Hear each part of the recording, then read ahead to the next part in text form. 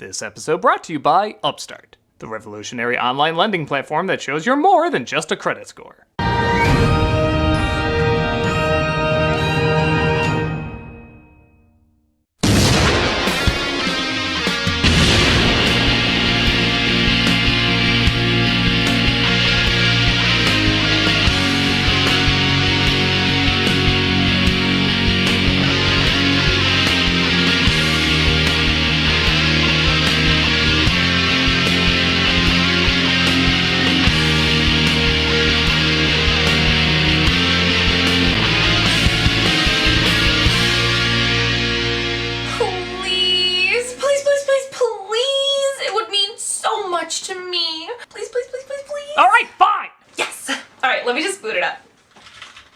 Hello, I'm the Nostalgia Critic. I remember so you don't have to. I guess Jubilee just did a new ad for Xavier School of the Gifted and she wanted my opinion on it. You know it's a little odd to be reviewing an advertisement, right? Oh, I'm sorry. What commercial special are you up to this year? 12 if you count the Christmas one, but what does that matter? Just look this over and tell me what you think. At Xavier School for the Gifted, we provide a home for mutants of every kind. For years I've said that I shouldn't have to parade around in this human form, that I should be able to show the world what I actually look like. Wait, hasn't she tried to kill you guys a lot? She agreed to do this when I said she could show her true form. Oh. Now, for the first time, I'm gonna show the world my true form. Good news, I'm totally fine staying in my human form all the time. Wait, what was that? Oh, the stupid timeline must have been altered again. Seeing as how I was raised with Xavier as his loving sister. Loving sister? They sure didn't act that way half the time. I'm happy to be at Xavier School until my contract's up. I mean, until it's time to move on. There's even more satisfied mutants. I know it seems almost silly being here, as my mutant power is to adapt to anything, which basically makes me immortal. Oh, guess it does. But Xavier's school has still helped me immensely, even though I can never die. I died stupid fast, going out like a little bitch. What? Then how the hell is he still alive? Ugh, the timeline's turned us into a horror series now. I must defeat a giant CG bear in a mental institution because that's what being an X-Men is all about now. So, what do you think so far? I think the Star Wars movies have more consistency. Okay, let me re-edit some of this to match the timelines. Give me a min. It's hard to have a fluent franchise when things keep changing up. When Bryan Singer's X-Men premiered in 2000, it was absolutely perfect. For the time. People weren't as open to comic book flicks, so some of the more fantastical elements had to be scaled down to lure more moviegoers in.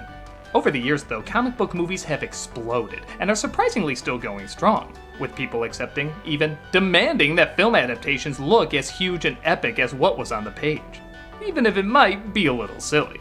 This almost seemed to happen with what many consider the best X-Men movie, First Class, bringing in the energy, color, and wild imagination the comics were known for. But while the film did well, it didn't do smash hit well. Part of that may be it didn't have many of the big X-Men names fans wanted to see. Wolverine! So Singer was brought back to direct Days of Future Past, combining the old cast with the new cast. The ones that survived. Yeah, you thought Last Stand was a bloodbath? Only 5 of the First Class cast members survived for future movies. I still blame Ratner. The film was creative and entertaining enough, despite they probably should have done one more film with the new cast for this to flow better. But I get it, you gotta keep mainstream audiences interested, and you don't know how long your most popular actor is gonna be playing the same character. I understand where they're coming from. Where I don't understand where they're coming from is with 2016's X-Men Apocalypse.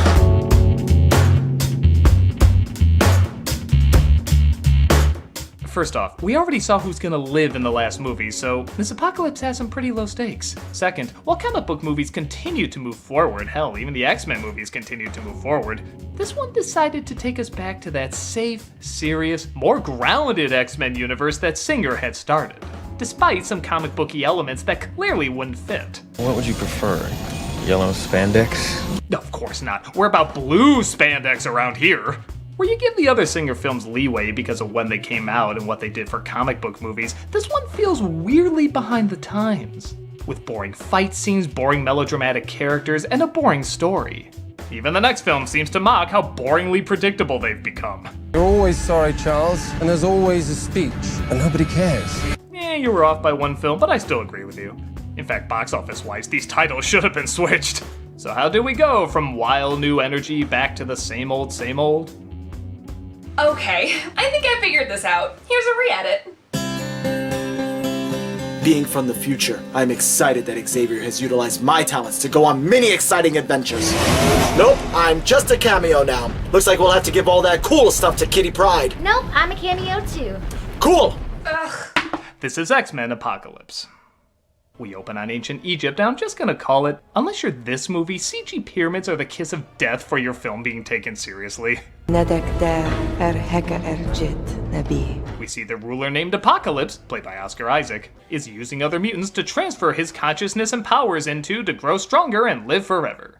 Hey, remember when mutants were only discovered in the 60s? Glad to see there were no records of any of this eons ago. But to be fair, those Egyptians were famously bad at documenting stuff. But he's betrayed and the tomb is sealed, resulting in his followers being origamied and Mars attacks to death. He's preserved through anime lines, and we transition via a pretty creative passage of time told through James Bond's enemy's gun barrel. It's odd, but I kinda like it. However, the imagination stops there as we cut to the 80s, keeping to these films' style of each installment taking place in a different decade, despite none of them aging. And we're given the ultimate line of quality. The greatest, most natural way to get across exposition. You know what it is! As everyone knows... Oh my god! How many times does this have to be addressed? There is no line lazier to get across information than as you know. Because as I and everyone has said a million times, if we all know, why is it being said? As everyone knows... As you know. As you all know. As you may know. As you may know. As you know, I conducted a raid on the Great Library. And you know what's ironic? This is being said in a school. They probably don't know. That's why they're there, to learn stuff. You didn't even need the worst line ever written, you idiots! Can I please go to the bathroom? I think there's something seriously wrong with my eyes. Something is also seriously off with my dubbing. You wanna eyeball my girl? I'm just gonna keep knocking. Still knocking. Is this what bullies do? It's my first time. Does it show? This is, of course, Scott Summers with his powers going nuts in school. Hey, if you're gonna steal from X-Men films, steal from the best. But in East Berlin, we see Mystique, played again by Jennifer Lawrence, looking to rescue mutants who are being forced to battle.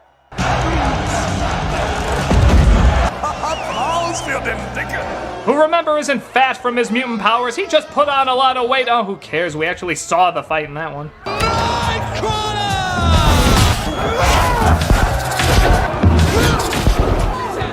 I'm not gonna lie, I thought a battle between Nightcrawler and Angel would be a lot cooler than this. But maybe that's because I don't care a thing about them. Nightcrawler is one of the most easily likable characters in X-Men history, yet all he is here is a worried face, nothing else. And Angel, I'm not even joking, has more development in Last Stand than he does here. I at least remember him cutting off his wings, fighting with his father, saving him at the end. This dude fights, and... That's about it. Best save him, Mystique. They have so much to offer that we can forget. Meinst du das? Next time I'll actually hit you. She helps him escape, but meanwhile in Poland we see Magneto, played again by Michael Fassbender, has made a new life for himself. With a wife and daughter he's passionately writing obituaries for in his head. Good day. Better now. She was kind and generous, always patient with her husband. Killed by a falling building, evil mutant. No, humanity. It's always humanity. What am I thinking? Yeah, Fassbender is still great in this role, but his new life is so clearly manufactured just to be taken away. You might as well show his cute daughter feeding deer. Oh, come on! This can't be the 80s, as somebody would have seen Commando and wouldn't rip off them ripping off Snow White! Jesus movie! Where did you learn that song, Papa? I learned it from my parents. And one day, you'll sing it to your children too. Oh, come on, Dad. I'm 8, and even I know what's gonna happen to me. And here, with you. It's my clench locket. I will hold it tight in my hand when you... don't die. Daddy. I'm just hoping someone somewhere hasn't seen a movie yet! Meanwhile, Scott, aka Cyclops, is taken by his brother Alex, aka Havoc, to Xavier's school where he bumps into Jean Grey, played this time by Sophie Turner. I just heard you in my head. I'm telepathic. I read minds. Well, stay out of mine. I don't need some weird girl creeping around in there. He's the most hated X-Men. Why? They're also greeted by Hank, played again by Nicholas Hoult. Whoa, what happened to the big blue furry you? I keep him under control now. That's code for I didn't want to put on that damn makeup. Oh, the Jennifer Lawrence motto. Exactly. Cyclops is introduced to Xavier, played again by James McAvoy, who wants to test out his powers in the most safe, controlled, highly populated area on campus. My grandfather planted that tree. I think that was probably my favorite tree. Does that mean I'm expelled? Oh, on the contrary. I'm going to murder you. You're enrolled. You'll find I'm rather insane in these movies. There's a jet under the basketball court and I slay all of you in the future. We're all about consistency here. And because these movies still have no idea what to do with Jean, she just acts tormented again because everyone thinks that's all we want to see out of her. I just saw a sneak peek of Dark Phoenix. We all so screwed. Oh, this is perfect! I just edited the scene where Jean talks about her experience at Xavier's school.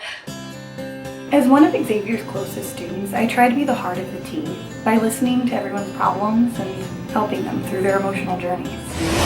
So I basically offer no advice, but everyone tells me I'm important. Damn it! Stupid timeline! Though I have a generically kind personality, it'll serve as contrast when I become angry and psychologically tortured. I've always been angry and psychologically tortured. Okay, hold up.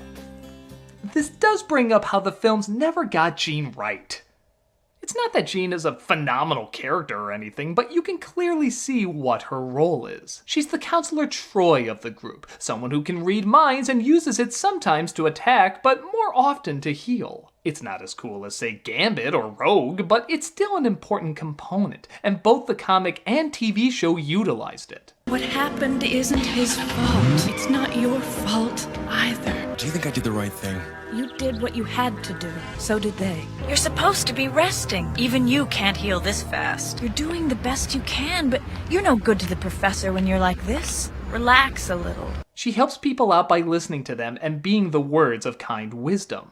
That's why the Phoenix Saga left such an impact, because she was so understanding and patient, and becoming a power-hungry mass murderer was very jarring to see. But in the films, even when she's played well, she's still either just the prize or crazy. Just because other characters are drawn to her for no reason doesn't mean we'll be drawn to her for no reason. Well, what would you prefer? Yellow spandex? Good news. We now wear yellow spandex. Hey, that stuff comes in handy. You never know when apocalyptic dishes may need to be washed. Back in Poland, Eric's co-workers figure out that he's the famous mutant terrorist. Czy to ty? Czy to ciebie zwą Magneto? Actually, it's Magneto. Damn it! His daughter tries using her powers to scare them off, resulting in the most 1 in a million shot of an arrow piercing his daughter, going through her back, and stabbing his wife as well. I'm sure there's a fly that got impaled at the end of that too. My god, he's really trying. He does know this is the 9th of these films, right? And this is my first appearance, and even I'm phoning it in. He turns his clench locket into a revenge locket while in Egypt. Apocalypse is resurrected by some sort of cult, and he saves a young thief who will end up becoming Storm.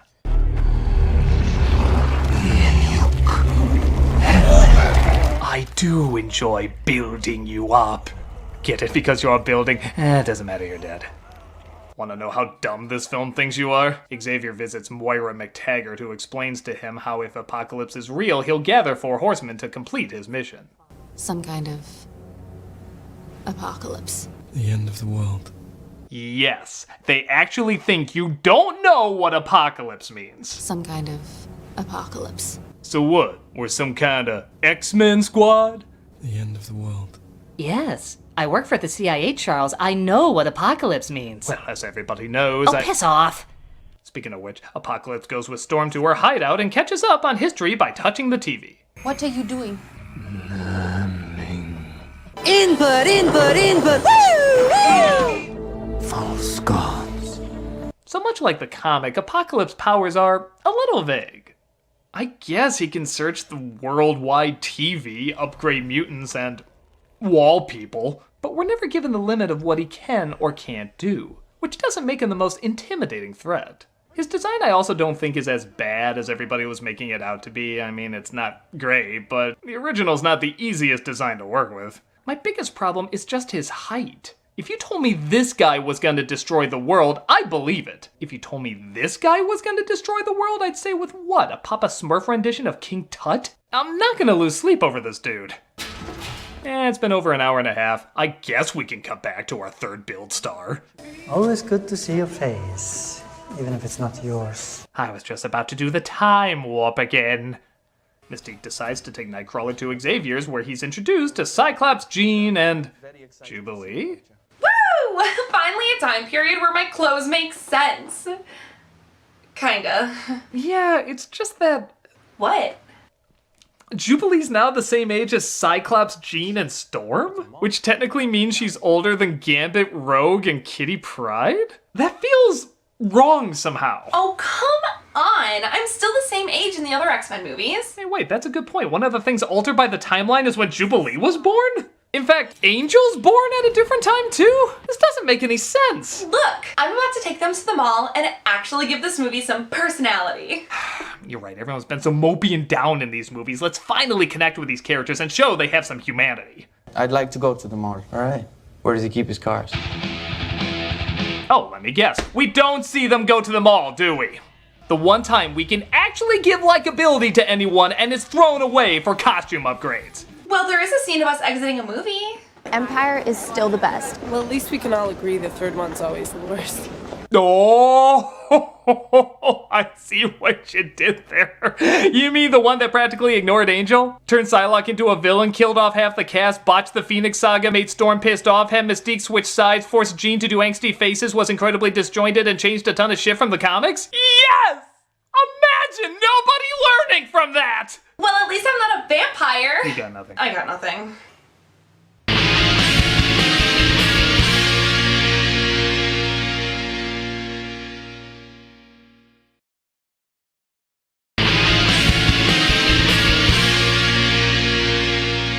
So after Apocalypse upgrades more mutants who have been unfairly pissed on in other adaptations. You got Children of the Atom, Psylocke, count your victories. Magneto goes to get revenge on the men who outed him before he's so rudely interrupted. Who the fuck are you? Yeah, still riding that one F-bomb you're allowed. You're not gonna recapture the magic of this. Go fuck yourself. I'm not here for them. I'm here for you. Sorry, my heart belongs to Xavier. I do like that Apocalypse takes his revenge away, encouraging Magneto to take his anger out on humanity. But tell me if this scene works, where he takes him back to where he watched his parents die.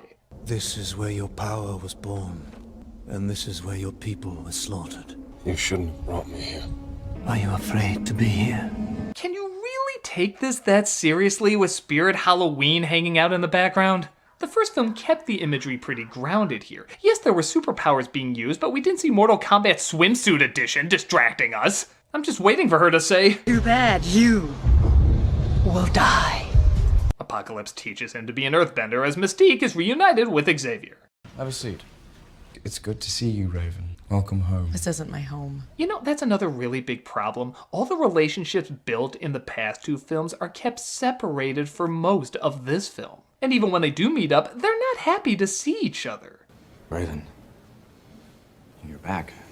When Wolverine sees Rogue again, it's nice. You feel like they have a connection. When someone meets up here, they might give you a look if you're lucky, but they mainly just talk. Charles wants students, not soldiers. He thinks the best of people. He has hope. Everyone just looks miserable in this movie. X-Men can be dark, but it's supposed to be fun too, and nobody's having fun in this. Well, okay, we'll get to that in a minute, but first Apocalypse uses his powers to launch all the world's missiles into space. You know, for a guy who wants to destroy the world, he had a pretty good chance right there. But Apocalypse senses Xavier's powers and breaks in. Oh no, the school's in danger, that's new. Yoink! Epic uses his Care Bear stare, but accidentally hits the jet, blowing everything up. Look out! Fun! So this is the only scene where the film's pretty enjoyable. Quicksilver, played again by Evan Peters, moves so fast he saves everyone before the explosion kills them.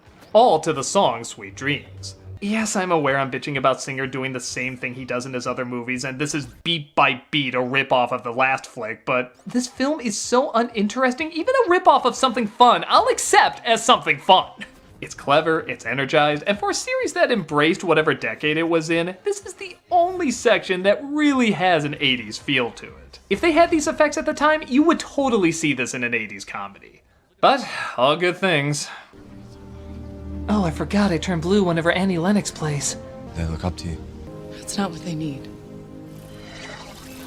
Thank God I saved some makeup artists their paychecks. But Cyclops realizes Havoc was lost in the blast. While you're no doubt bawling at the loss of his brother, who had so little interaction you'd never figure out they were brothers unless you were told, this does bring up a good question. Who's the main character in this? I mean, I know one of the criticisms of these flicks is that Wolverine gets too much focus, and I do understand that, but at least there is a focus. Even First Class, with how well that balanced all its characters, it still focuses on Xavier, Magneto, and Mystique as the primaries. There's about an hour of the movie left, and I still have no idea who the leads are. It's not like Infinity War or Endgame where most of these people had their own movie prior. I've never seen this Cyclops before. I've never seen this Jean before, or Nightcrawler. They're clearly different from the other films, so some time should be dedicated for getting to know them, and I feel like I don't know shit about them. But come on, that all had to be pushed aside for this entirely pointless out-of-nowhere subplot where Stryker comes in and kidnaps everybody to take him to a military base. Get in the pilot sets, don't let them take off. I can't reach the pilots, I can't reach anyone. Well, why is that? Okay, gotta get to the cash bomb we dropped for Hugh Jackman. You know him? Magneto? Speaking of out of nowhere, Quicksilver reveals he's actually Magneto's son. Oh, now you want to follow the comic? What a completely random time to do it! Why do you care so much? You see a speech on TV or something? He's my father. I met him 10 years back, but I didn't know it was him. Yeah, I stay away from this man. Singer and subplots about fathers don't mix. You will send a message to every living mind. Meanwhile, on a Pure Flix set, Apocalypse tells Xavier to send a telepathic message to the world about its impending destruction. You know, give him a heads up. I might play a role in this madness. You have the most important role of all. I'm the hostage, aren't I? How did you know? I'm always the hostage! Meanwhile, look! Wolverine's wearing the thing! I know the scene affects nothing and we wasted dozens of minutes to do it, but Wolverine's wearing the thing! Wolverine's wearing the thing! You got X-Men! Scott, wait. Oh, and speaking of odd moments I don't want to think about, I know technically Wolverine's been alive decades longer than most, but him meeting Jean as a kid knowing he's gonna want to bonk her in the future is a little Breaking Dawn-ish. Or, wait, does that not occur too? What happened to these movies, man? I found a piece of his past and gave it back to him. Just a few memories I could reach.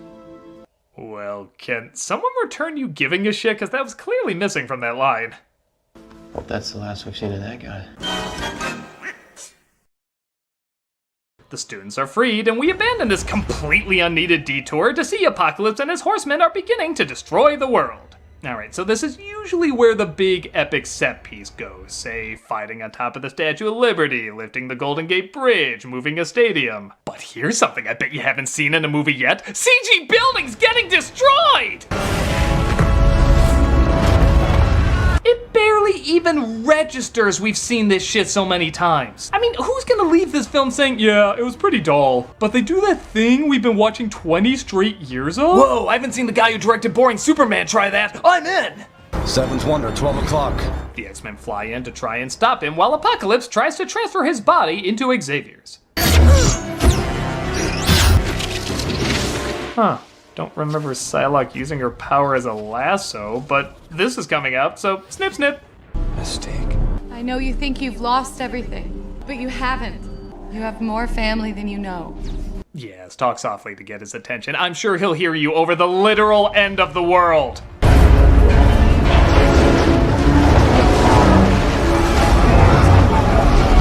I should point out, by the way, that Lawrence got a lot of flack in this movie for apparently not trying, and I kinda disagree. Everyone in the movie has a downer way of saying their lines that gets very old very fast, but this is one of the few characters where I feel like it works. She is on the verge of giving up. She does feel like she's betrayed herself and her cause, so I totally buy the defeated performance that she usually gives. You know, I really believed that once. I really believed we could change them after DC. Just because there's not a war doesn't mean there's peace. That is... except when she's in the blue makeup. Forget everything you think you know. I'm gonna go fight for what I have left. None of that matters. She is bizarrely awful when that stuff is on her, and all I can figure is she wants out of it so bad, it's all she can focus on. That's what I've come here to tell you. There is a bubble bath of makeup remover waiting for you. Say the stupid lines and you can swim in it. I'm here for my family too. Quicksilver doesn't tell Magneto that they're related, nor does he in the next movie, so you figure out the point of that. But it looks like the guy who can fly crashes in a falling airplane. Have fun figuring out that one too. Charles? I'm here to give you the only other cool scene in the movie. Can we just call this series X-Man and only make it about him? Apocalypse figures out how to stop him, but Xavier goes inside his head to give you a scene where he's finally big. Yay! Trailers found a way to trick the fans again! Even Magneto decides to fight for good. You betrayed me. I betrayed them. Mystique's acting was so unmoving, it moved me. And remember all those people who said, if Singer did the Phoenix Saga, he would have done it right. Well, here you go. Another internet what if, totally sodomized by reality.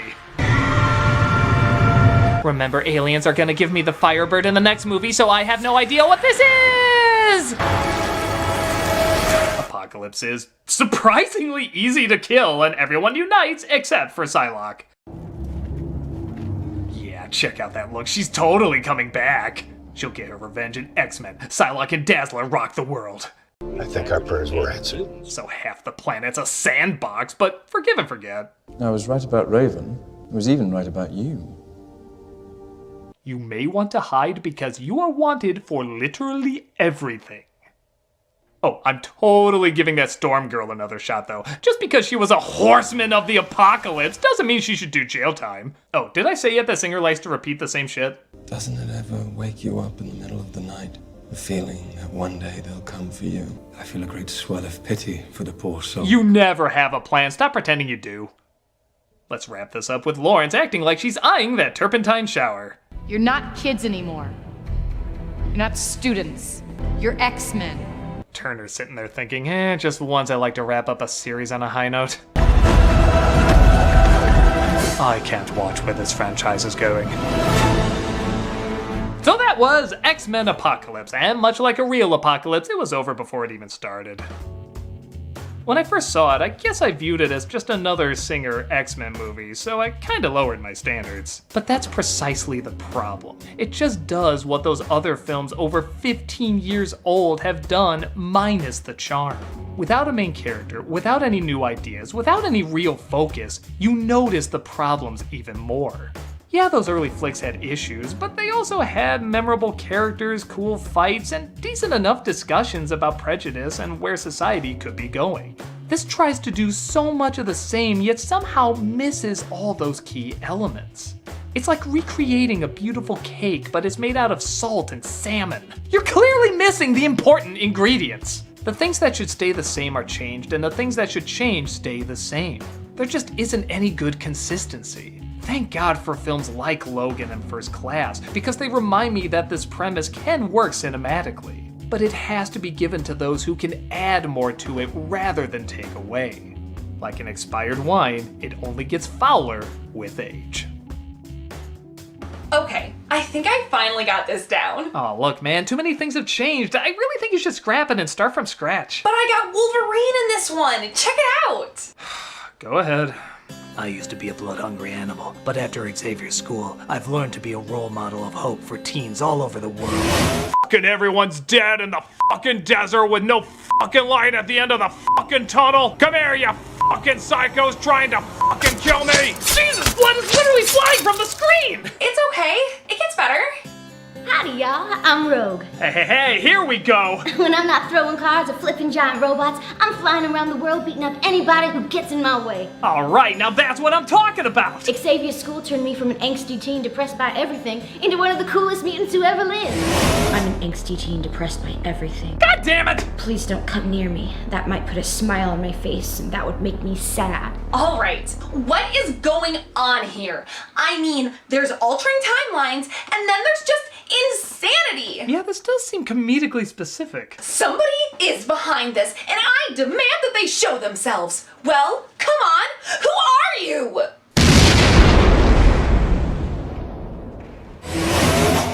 Go to Hogwarts! It's a better school!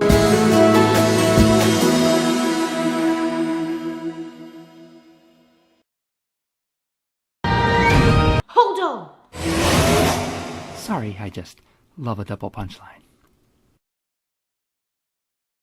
I'm gonna go fight for what I have left.